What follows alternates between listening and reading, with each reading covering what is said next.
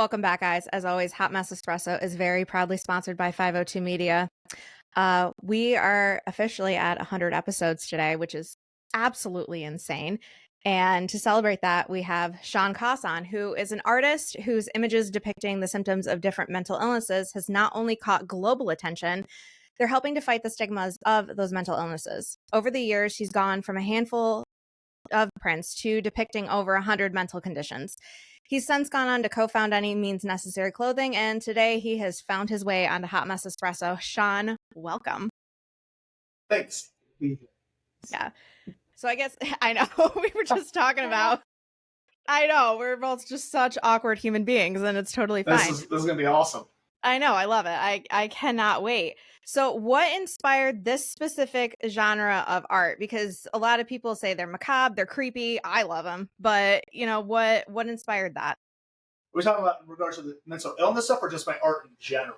Just your art in general, because I know the mental illness prints are what really took off, but just your art in general.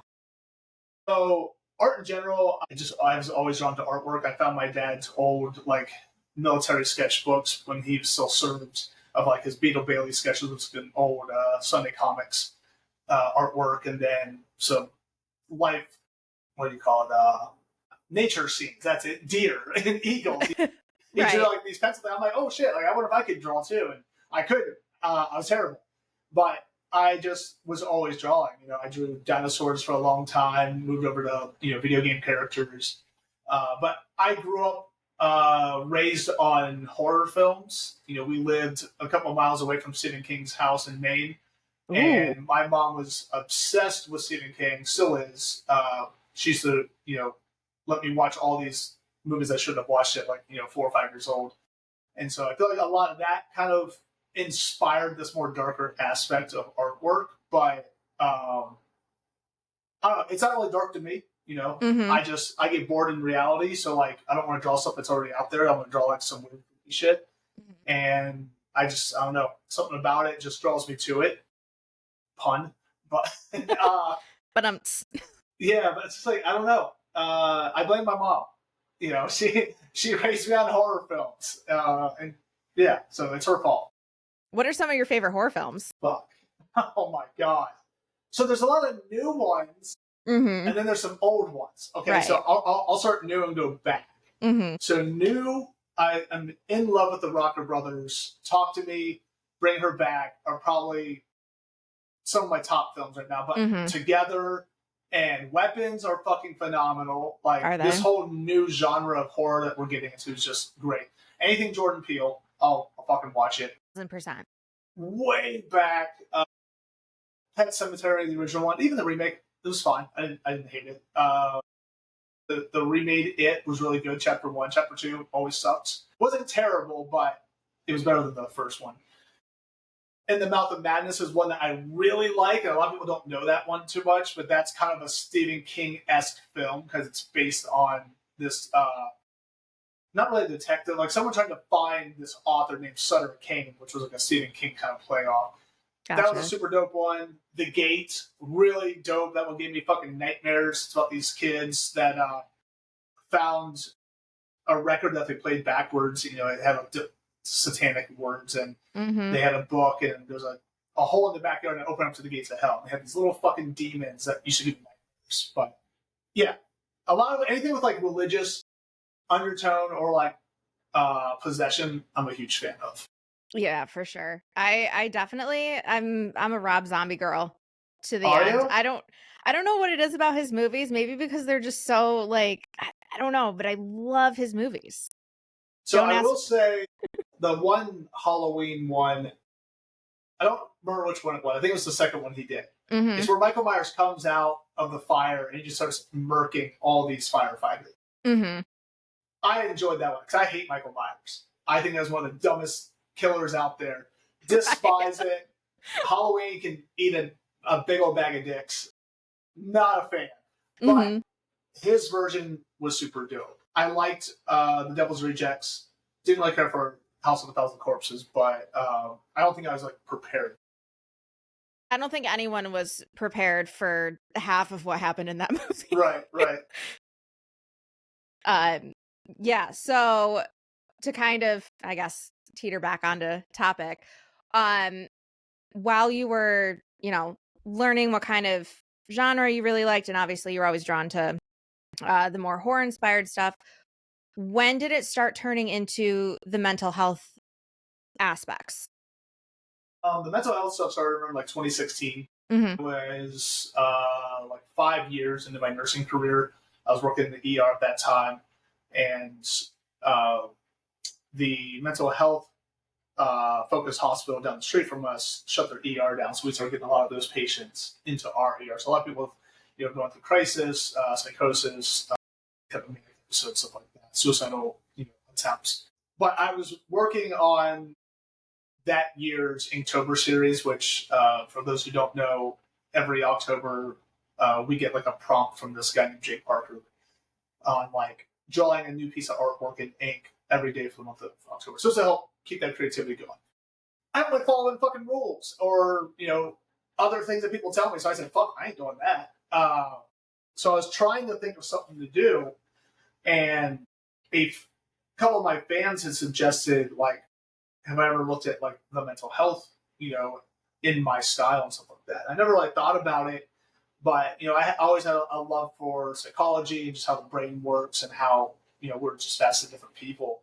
So I Mhm. really went headfirst into like researching it a little bit more. Um, Started off with borderline personality disorder was like the very first design I ever did, and then moved over to bipolar disorder and generalized depression. Those are the three I did originally. Posted them on social media, and I was kind of going through, really trying to find other mental health behaviors that like were intriguing to me, like uh, I hadn't seen before, because at the time there wasn't a ton of artwork out there, and people really Right. weren't talking about mental health as much, and so it was kind of like this subject matter that was like, we're just like, shh, we don't want to talk about that kind of stuff, put in the background. Um, and about a week or two later, I noticed my fan pages have been getting a lot of traction, and someone messaged me like, "Dude, you're blowing up on Facebook right now." I'm like, I don't know what the fuck that means. So I log in, and I got posts that have like 20,000 likes, thousands of comments, and all this stuff, and just saying how like, "Oh, this is exactly how I feel. Finally, someone captured it. You fucking suck. That's not how it looks. We're not monsters." First time I'd ever dealt with positive and negative reviews of my work. Mhm. Because before that, I had built a decent sized audience of like just people who love my work. Well, now it went viral, so now it's people that don't know who I am, Yep. sees this artwork, and then automatically come up with this notion of what they think I had intended for it, and so they're like, fuck this guy.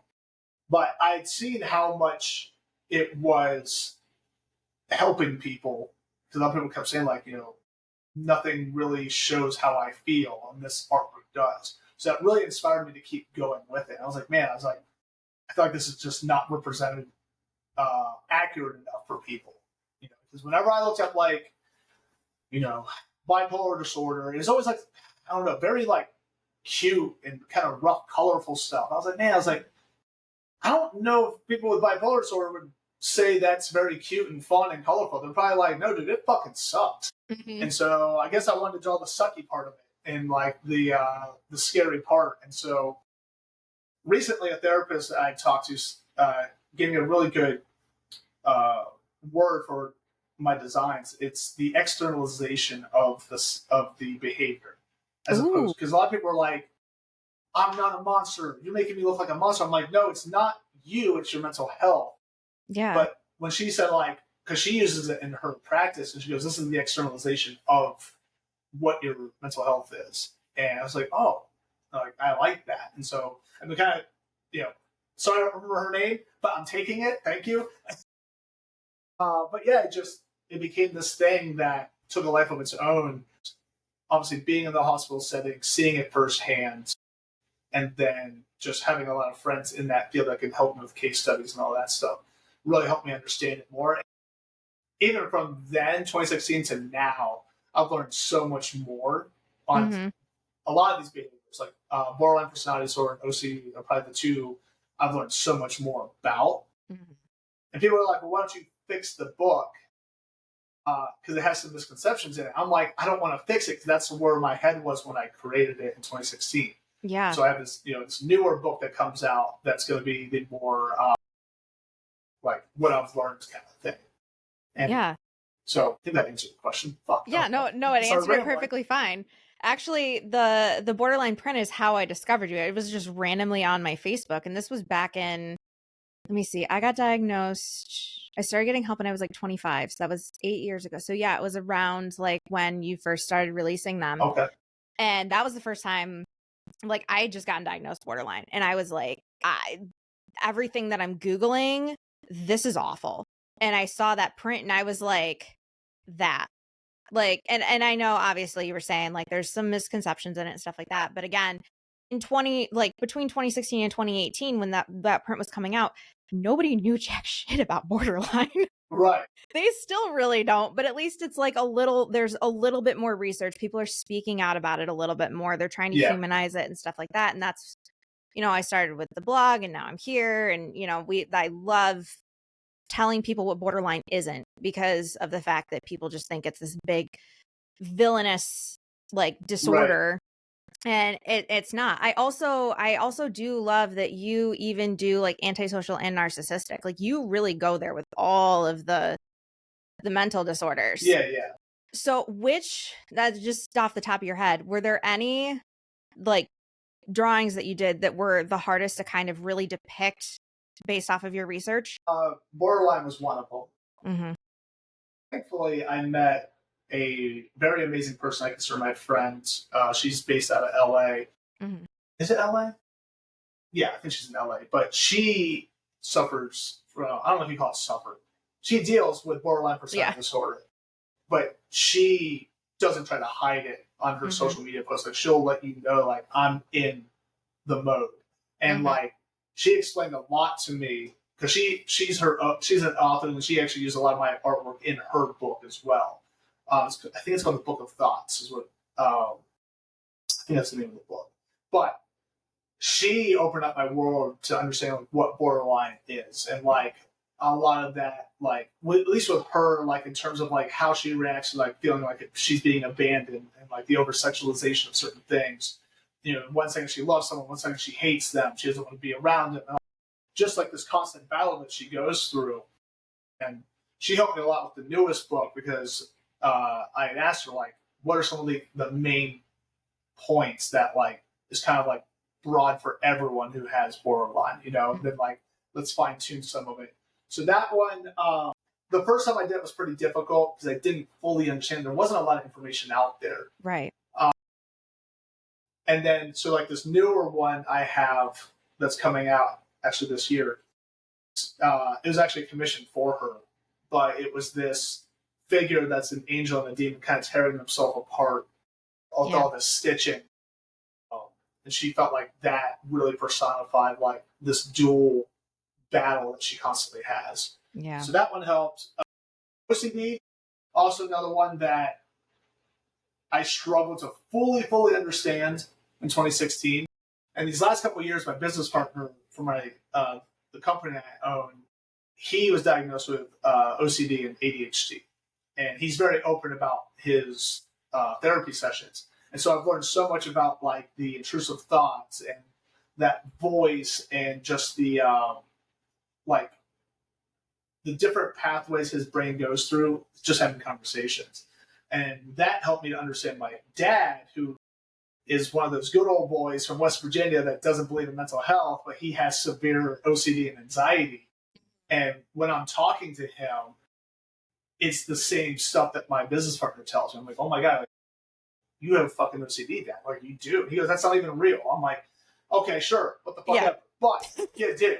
And then the other one that was very hard was crap. So I had OCD, borderline. Not hard. I just knew it was going to hit a nerve, which was histrionic personality disorder. Mm-hmm. That one touched the nerve on some people. Funny thing is, the people that it touched the nerve of fit the design pretty well. I'm like, oh, all right. Well, I think I hit too close to home, and that's why you're upset about it. That shoe fit. Yes, and I learned very quickly that people do not like being called out.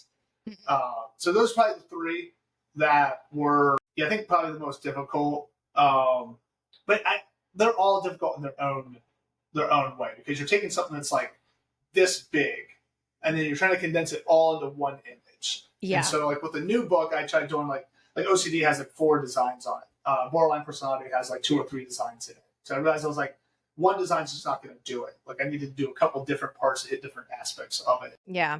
Yeah. So how so obviously you went from, a group of fans that were just like, this is great to, like you were saying, you had negative and positive, and you took off. How were you able to mentally handle that sudden, like, all eyes on you, social media wise? Um, I did and I didn't. So during that same time, from 2010 to 2020, I also worked with a company called Sideline Happiness, which is a very popular webcomic online. And when I joined them, I started doing all these Comic Con events and like already had that like access to being noticed and being famous in the art Right. world. Because they were like, "Oh, you're with Sideline Happiness. That's amazing!" Like all these doors are opening up for me. I'm like, "This is super Yeah. dope." When my personal stuff took off, it was weirder. But I think the amount of hate I got was confusing to me. There was a Mhm. Facebook group called like, was it autistic people who hate Shawn Coss or something like that? Because I had a piece drawn on autism that was in the book, Mhm. which I think I even put in there, not a mental health disorder. There's a reason why I put this in the book because someone reached out to me, they wanted a depiction of it, so I felt like I should include it in here. Mhm. I had a couple of Facebook groups that was like "fuck Shawn Coss." I'm like, this is, like I made it. I got people Right. with fucking hate groups for me. I've had people reach out and say like they hope my kids have you know Down syndrome and all this stuff. So Oh my it got a little god. personal. Yeah. Thankfully, I don't know who did this to me. I don't know if it was my dad or my mom, but like the opinions of others never mattered to me. Like Mhm.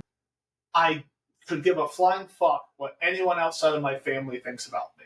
The only thing that Mhm. matters to me, opinion wise, is my kids and my wife, and then a couple of my close friends. Fucking random ass person saying I suck on Instagram. I'm like, dude, I don't give a fuck what you think.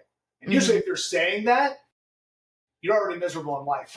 So Pretty much. yeah, like that helped me like handle it because like I never, even growing up in high school, like I never cared about being popular. I never cared about what people thought about how I dressed or how I look or how I behaved. I was in my own world. I'm just like, hey, this is how I am. Like either you like it or you don't like it, but I don't care either way. Yeah. When did you decide to go from prints to let's put them all in a book? Just make it an Well, all-in-one. actually, it was a book first.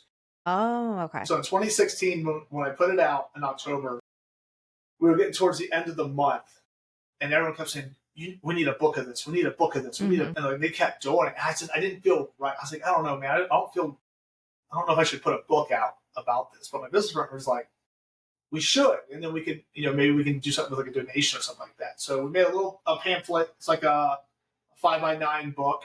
Mhm. Just not greatly put together, but it was okay. Mhm. And we made like 60K in that first week from this book sale. And Right. so we ended up donating like 15K to like there's a place called the treatment was it the Treatment Center of Advocacy for Mental Health down in, I believe it was in Georgia. It's the one that Robert not Williams Robin Williams' wife said like, we believe in this one. They use 100% of the donation Mhm. towards research, not like CEOs don't get it. So we've donated multiple times to that place over the last 10 years. Right. So to kind of jump subjects a little bit, you have a clothing line, any means necessary. Well, I guess it's more than a clothing line because it's a whole bunch of stuff. Yeah, But um what was the inspiration behind let's just put it on things other than prints? that's my business partner Mikey. We met randomly from 2 different parts of the world. He's a hip Mhm. hop streetwear kid. I was a goth kid. we shouldn't have been friends, but we had like a passion for like MMA and video games, stuff like that. So we kind of became friends. What, 2014, 2015, he's just like, dude, we should start a clothing brand. I'm like, that sounds fucking stupid. No, I don't want to do that at all. Like, I tried doing clothing brands before, but my idea of a clothing brand was like, I just print on t-shirts and put it out there, like just put a design out there. And he didn't really have an idea either. He just goes, dude, we should just make a clothing brand. I'm like, we don't know what the fuck we're doing. Like, why would we do that? So it took him a while to talk me into it. And we eventually started putting out designs in like 2014, 2015 that did pretty well. We started with $200 in his basement, and then grew it to like a multi-million-dollar business now. Yeah, I didn't want to do it at all, not at all. But he kept pushing me to do it, and I just said, "Fuck it, man. Sure, let's give it a shot." He came up with the name Any Means Necessary because he was a cable guy, just fucking making enough money to get by. And I was at the time, I was in nursing school, but I was on CNH. I was just running on fumes. So, dude, if we just make a clothing brand, like we could just make cool shit, and maybe it'll become something. Yeah. So it's his fault. So why the hyena? I've always been curious. So in 2018, 2019, we were trying to like figure out what the fuck we were. Are we a Shawn Coss art brand?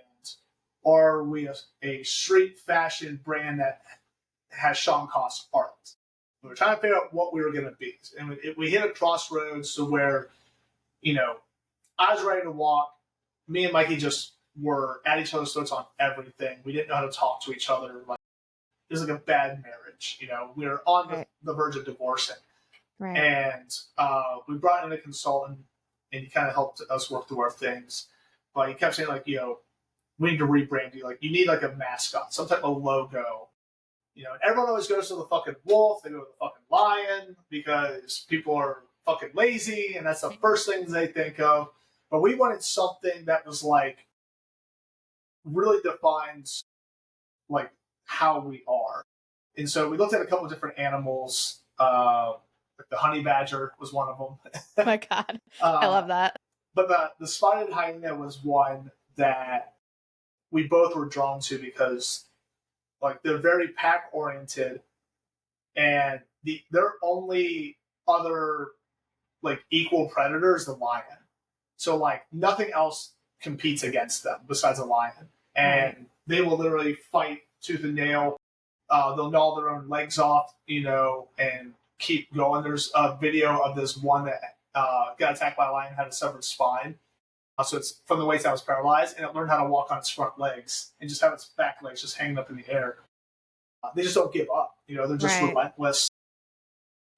That just stuck with us so much. And no one had done, like, again, everyone went wolves and lions and shit like that. And someone was like, man, the hyenas are just fucking gritty. They're fucking brutal. And so we're like, that's us, Yeah, 1,000%. That's why when I had seen that you kind of, I guess, rebranded with the hyena, I was like, interesting choice.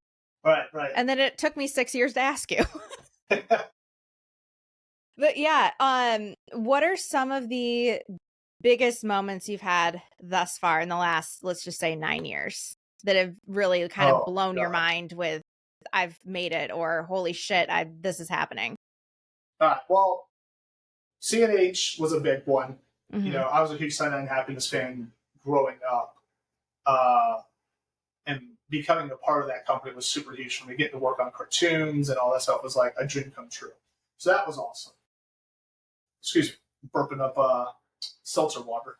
Yeah, I also have a seltzer water over here, so I feel ya. Well, we've already down 2 fucking rehabs. We're doing it today. Yeah, we're peaked. Thriving. So that was one of them. And then getting to work with the band Seether. I've worked on their last 3 albums, like their album covers. That was super huge for me because I'd always wanted to work with bands growing up, doing tour merch and all that stuff. I realize now there's not a lot of like, it's not consistent money. No. So like you can't like do that for a living. But, I became really good friends with Shawn. Um, and whenever he has a new album coming, he always sends me a text and goes, "Hey, here's a new album. Give me something." It's just been super cool. So getting to work with them, getting to work with Breaking Benjamin, getting to work with From Ashes to New. Like I get to work with all these bands, which is super cool.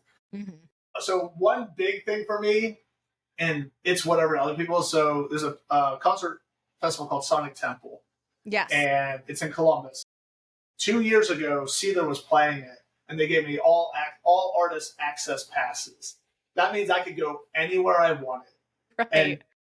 fucking 16-year-old me was shitting blood, knowing that, Yeah. like, dude, you're literally at the side stage watching, Non-Point, Seether, Falling in Reverse. Like, you're watching these bands, and I can go anywhere. I'm Mm-hmm. hanging out with, like, the Misfits, and it's just like, this is fucking wild. All because of connecting with Seether with my artwork and all that stuff. More recently, getting into like the clothing brand.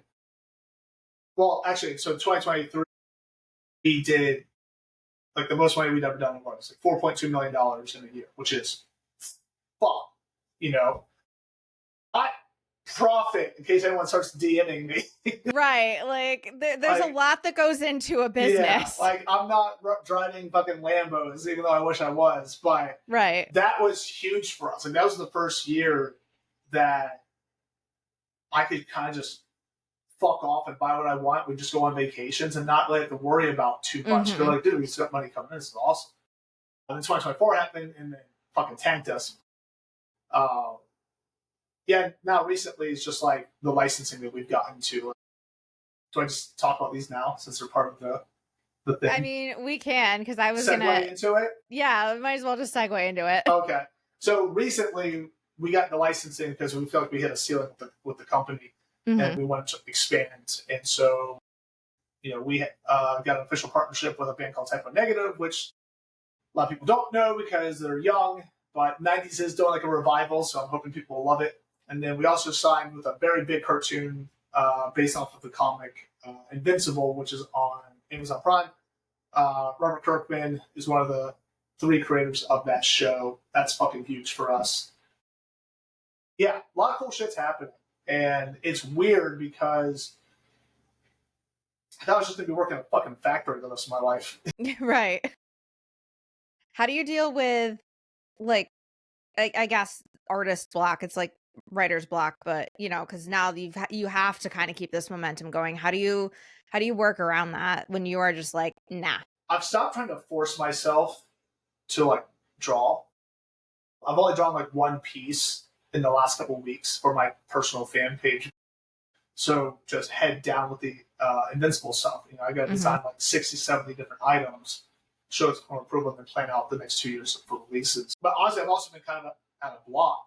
And I used to be like, you just got to force yourself through it. And I was like, I put my fucking time in. I'm 42 years old. I've been doing this professionally for, damn near 20 years. Mm-hmm. I was like, you know what? I've earned some fucking time off. And it's not necessarily time off, but it's like, for years, I was drawing a new piece every day, Monday, Tuesday, Wednesday. It was always a new piece of art every time. But it was too much. Mm-hmm. And I felt like I had to, though. And it wasn't because I just always wanted to create, but I felt like if I didn't, I'd lose all my fans and they'd all disappear.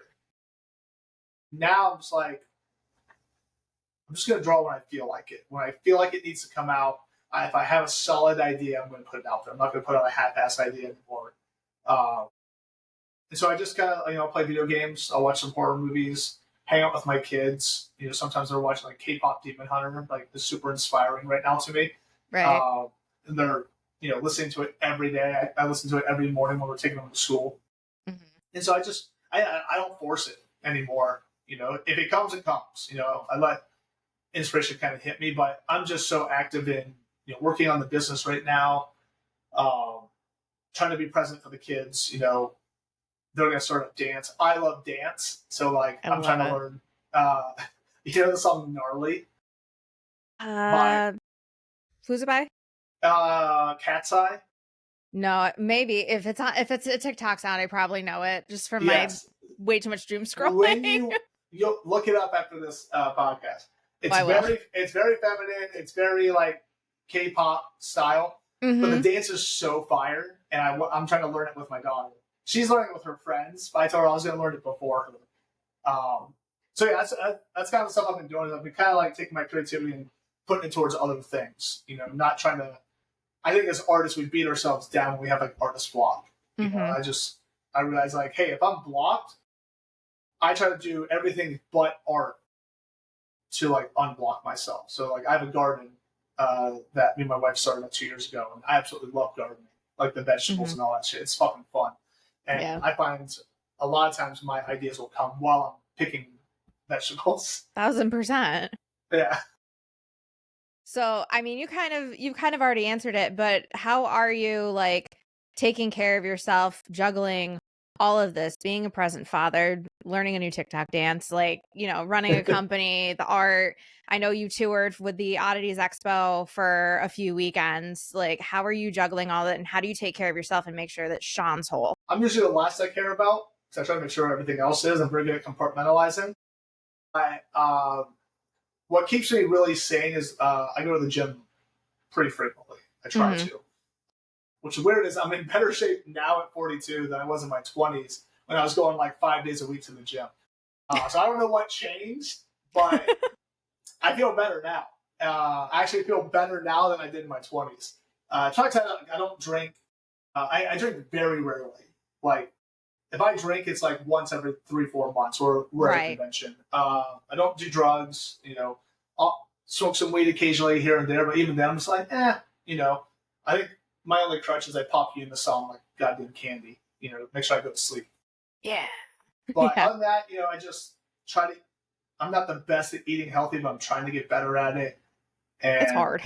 yeah, I think the biggest thing for me is going to sleep at a decent time. So like, Mm. I gotta wake up at like 5-6 in the morning, get my kids ready. I'm the only morning person in our household, so I have to wake everybody up. You know, but I try to go to bed by like this sounds so old, but like 9:30, 10 o'clock at night That's a during the decent school. hour. It's a decent hour, but like during the school year, if I go to bed after 10, I'm a fucking zombie the next day. Yeah. I swear to God, like everyone's like, you need like 8 to 10 hours of sleep. And us in our 20s, we're all like, sure, I can literally be running on now. Yeah, If I get like 7.5, I'm like, where's the coffee? Like I that's not cannot enough. Yeah, function. it has to be 8 at least. Yeah. If I get 7, 7.5, it's not enough. And I was during the peak of like 2016 to 2019.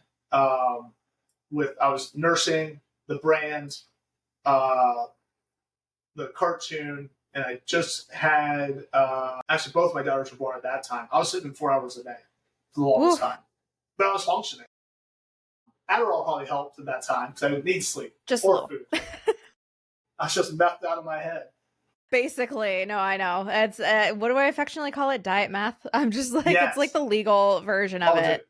When they checked my blood when I applied for nursing, so they had like your sheet, and so Hmm. I had like THC, nothing, blah blah, and then amphetamines was like off the chart. And they're like, "What's this?" I was like, "Oh, I'm on alcohol." And they're like, Yeah. "Oh, Right. It's like it's getting more common now that people are on Adderall, but also like proving that you actually have an Adderall prescription is really difficult sometimes. yeah." I'll tell you Like, what. I wish I had it still because there's some days where I'm like, "Okay, I need to lock in for like 16 hours." yeah. Yeah, literally. So we talked about your horror movie like inspirations and your go-tos, but what are some of your music go-tos that you haven't already talked about? Oh, well, right now, K-pop Demon Hunter every morning. The soundtrack's pretty dope. There's one song called Your Idol, which is really dope. It's like the male demons. Hmm. They do the little jig. Um, so I don't listen to a ton of music anymore Hmm. as much, but I just started listening back to the Enema album by Tool. Still one of Mm. my favorite albums of all time. Love Sleep Token. Spirit Box, another one I'm a huge fan of. Oh, she's amazing. God awful. Yeah, It's insane how good she is. I hate her because how good she is. Uh, literally. She makes it look so effortless. Wage War, that's one of the newer bands that I'm absolutely in love with. Hmm. I'm really into heavy music right now. Like Yeah. fucking heavy music. It has to have a rhythm to it though. Like I call it the it's my own chugga chugga music, where it's just like the it's like you can You bounce to it. Yeah, you would like Kubakan then. Kubakan? Yeah, they're very chug like metal. Okay. They're very like just really heavy bass lines and they're great. Yeah. So They're yeah, my yeah.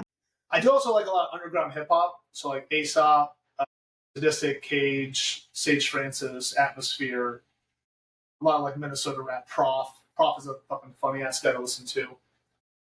I'll start listening to like really old '90s gangster rap too, with all the Snoop Dogg stuff, But yeah. Dr. Dre. And realize as I'm older, like genres aren't really a thing anymore. Like in high school, it's like you just listen to metal. You don't fuck with rap, and now everyone listens to everything. There's even some country I'll listen to, like this like metal country. I was like, fuck it, put it on. Like there's a band called Bill Murray. I don't even know what the fuck they are. No idea what they are, but every time I pop on, I'm like, I don't know if I hate this or love it, but it's fucking playing, and it's just like it's so good. It's so fucking. It's literally ADHD. That's what it is. Yeah, literally. It swaps all over, but it scratches all the itches. Oh my god, all of them. The saxophone player, so good, and she's actually on the new Sleep Token album. Yeah. Yep. She's phenomenal, but the singer is actually from Columbus, Ohio. So I was like, oh shit, because he usually wears like an Ohio State jersey or shirt when he's out on tour. Yeah, he I think he used to be an Attack. Oh, really? Like way back. I feel like because I think Caleb Shomo was in Attack plus Johnny from Bill Murray. I'm just like, so they just disbanded into different projects. Got it. There's another band called Lakeview that opened up for Breaking Benjamin, Wage War, and Stained. Mm-hmm. They're straight country, like metal country. So I found out that the guitarist from Wage War actually wrote Lakeview's whole album, music-wise. Mm-hmm. He's like, this stuff's too country metal for Wage War, so you guys can have it. And so it's like two singers. They look like they're like they got the fucking cigarettes wrapped on their fucking sleeve. Yep. I'm not a country fan, but I was like, okay, I respect this. Like, it's got enough heaviness to it that I can be okay with them wearing tight pants and cowboy boots. Yeah. See, I'm not a huge country fan either. And then, artists like Hardy comes out and it's like, oh, well, okay. And he has Jeremy McKinnon on a song, and like half of one album is country, the other half is like more metal based. And I was like, okay, we're mixing the two. I don't know if I want to mix the two fan bases, because metal fans are way nicer than country music fans at shows. They just are. So I don't know if I really want to like mix this, but I like what I'm hearing. And metal fans can handle their liquor better, because whenever country bands would come in to Blossom Theater, and I was working the ER, we had so many country fans coming in like too drunk. You never saw metalheads come through because they know how to handle their shit. They know how to handle their shit. Half of them don't even drink either. Right. Yeah, country, like, they'll come in like, yeah, I drank like 30 beers and 2 shots. I don't know what happened. I'm like, well, they don't even make it out of the parking lot half the time. They don't. You're paying that much for a ticket and you're blacked out before you even get in every there. Time. I don't know how they do it or why they do it. I don't know either. Yes. But yeah, I've like never, ever had an issue at a metal show, and I've been to several, and I am a little 5 foot, like tiny You're being. Very short. I am very short. You made me feel tall. I was just gonna say, you know exactly how tall I am. So, and I feel much better, much safer at a metal show. I went to a Brantley Gilbert show once, and I was like, never again. I'm at a Kubakan show, and I'm like, this is fine. I'm good. Like, we're totally fine. It's funny how that all like pans out. But kind of a super off topic question. Do your kids think you're cool, or are you just like weird dad? I don't think I'm cool at all. No, they don't at all. It's just what I've always been. Mm-hmm. My oldest thinks I'm, weird and cringy. But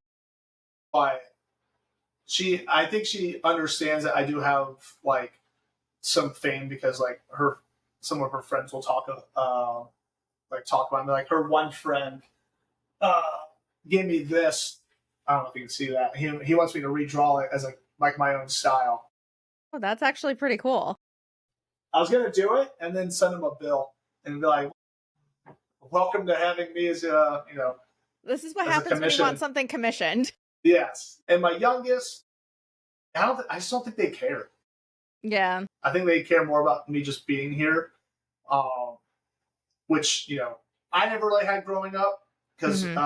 my parents just had to work so much just to make ends meet. So they would be gone from like 7 a.m. to like 8 p.m. at night, like Monday through Friday. So we never really Yeah. saw them a lot. I had to do that a lot in the beginning, just working so many multiple jobs. But Hmm. now I'm just like, I want to take them to school every day. Like that's a thing I want to do. Even though it's 20 minutes into school, 20 minutes back, it's wasting astronomical amounts of gas. But every morning I get to see them. A lot of kids don't get to say that. Yeah. No, that's big. So besides the Typo Negative collab and the Invincible collab, you have the new updated book coming out later this year. Do we have a date yet, or is it Um, still TBD? so the books are supposed to arrive today. Ooh. Uh, yeah, right. They're supposed to arrive like much later. So they're arriving today, which my employees are probably pissed off because I usually help unload the books because it's like pallets and pallets and Yeah. pallets. Uh, but we had to get all the Kickstarter stuff out first, and we're waiting on a couple of the other, like the figure. We know they're still being produced, the box for it, stuff like that. Once we Hmm. have all that stuff, we'll start shipping it out. I'm hoping we'll release the new book on Black Friday in November. So I'm hoping. That's If so we exciting. if we're like falling behind, we just can't. Then I'll probably push it to potentially May. My business partner want to do it sooner, just because he wants to get it out there. Hmm. But May makes more sense to me because it's mental health awareness month, so it made more Right. sense. Right. Absolutely. So besides all of that, is there anything else like that's next for you guys for any means necessary for you? I'm going to Japan for 2 weeks in October, Ooh. just because I've always wanted to go. Yeah. And I figured at 42, why the fuck not? It's going to be Yeah. tough because it'll be 2 weeks away from my kids, so that'll be a little rough. Hmm. But I'm going with my friend who's the producer for CNH. He's a good friend of mine. One of my childhood friends is going too. In terms of AMN, we're hoping these licenses keep going well. We have a lot other licenses that aren't signed yet, but we're talking with. Hmm. But I'm hoping next year will be very big to where I'll be at like San Diego Comic Con, New York City Comic Con, doing like big things with Invincible. So we just have to make sure we can deliver on our side, make sure we have blowout sales, and people are excited about the designs to make Skybound and Amazon want to work with us more. But other than that, also we got September 24th is my 20-year anniversary with my wife. So That's we so are exciting. trying to go on a cruise, I think, next May because my wife doesn't like hurricane season. So this time of the year, we Yeah, ain't going no. nowhere. So Mm-mm. next year, my business partner's wife turns 40. They're going on a cruise and invited us. And we're like, well, we can do our 20-year anniversary on this cruise because it goes to Grand Turk and some private island. So Hmm. that's another thing that I'm Yeah. excited for. My wife's stuck with me for 20 years. That's actually, it's more than that. I think it's like almost 25 years total from like us dating and being. Oh, so you were like babies when I you was got together. 18. She was 19. Yeah, she was rocking the Oh. cradle. That's you don't really see a lot of relationships that start that young that Mm-hmm. are still going strong 25 years later. We were both masochists, so we just like we like to suffer together. Hey, sometimes suffering together is how it works. Yeah, So I mean, I don't know how anyone. I keep realizing I'm coming out of blur, been blurred, and there we go.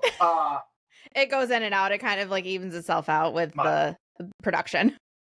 my. I always tell people like being a friend of mine or being in a relationship with me is probably the hardest thing on earth because I'm such chaos. Hmm. I'm always doing so much stuff at all times, and it's like I was very fortunate to find someone that could balance it out and could Hmm. tolerate it because I don't know how many people could tolerate me having to leave all the time, Yeah. like traveling and, going to Japan for 2 weeks. Even though she did go to Iceland for a week last year during our anniversary, she Ooh. left. I told Well, her to. I was like, hey, hey, there's take no risk this. of hurricanes in Iceland, so That's true. It's just cold as fuck. But yeah, I've been very fortunate. The fact that I found someone that I connect with that can just put up with my bullshit. yeah, 1000%. Well, Shawn, thank you so, so much for coming on. For anybody interested, you can find him on Instagram at Shawn Coss, SHAN or SHAWN. I can't spell today. COSS. Hey, at least you And didn't put an R in there. So right. So, and then find him at anymeansnecessary.com for the clothing line. I highly recommend the dopamine trucker hat. That thing is the most comfortable thing ever, and I love it. So yeah, Shawn, thank you so much for hopping on. yes, it was a pleasure.